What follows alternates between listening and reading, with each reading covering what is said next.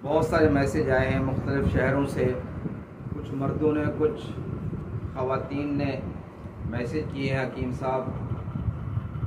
غذائی علاج کے اوپر آپ ویڈیو بنائیں تاکہ لوگوں کو زیادہ سے زیادہ فائدہ ہو، اس لیے کہ جب آپ غذائی علاج کرتے ہیں تو الحمدللہ بہت ساری بیماریاں ویسے دور ہو جاتی ہیں۔ ناظرین کرام،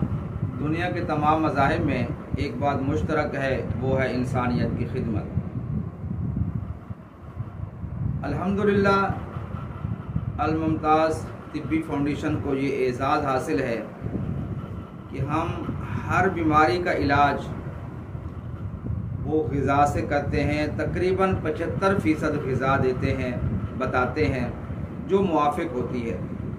اور 25% دوا دیتے ہیں، کیونکہ دوا ہمیشہ دوا ہوتی ہے۔ غذا اگر انسان مزاج کے موافق کھا لے تو وہ بہت فائدہ ہوتا ہے، اگر وہ مزاج کے خلاف کھائے تو اس سے بہت سارے نقصان ہوتے ہیں۔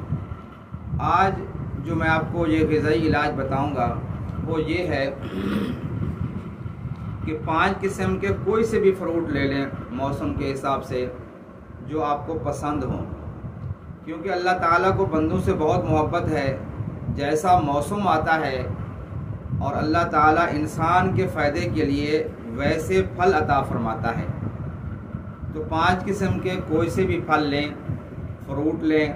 اور اس کا فروٹ چاٹ بنائیں اور صبح ناشتے میں آپ اس کو استعمال کریں، کھائیں،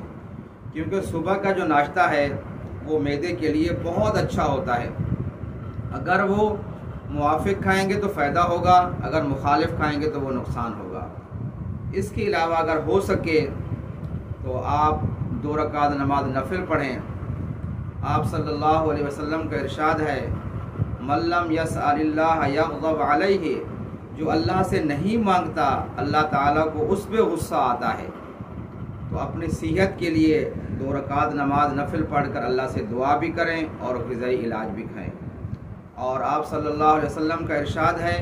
داؤ مرضاکم بالصدقۃ، اپنے مریضوں کا علاج کرو صدقے کے ساتھ، حسب توفیق آپ صدقہ بھی دیں، اور یہ جو غذائی علاج میں نے بتایا ہے آپ اس کو صبح ناشتے میں کھائیں، چند دن چند ہفتے استعمال کریں، آپ کو بہت فائدہ ہوگا۔ مجھے آپ اپنی خاص دعاؤں میں یاد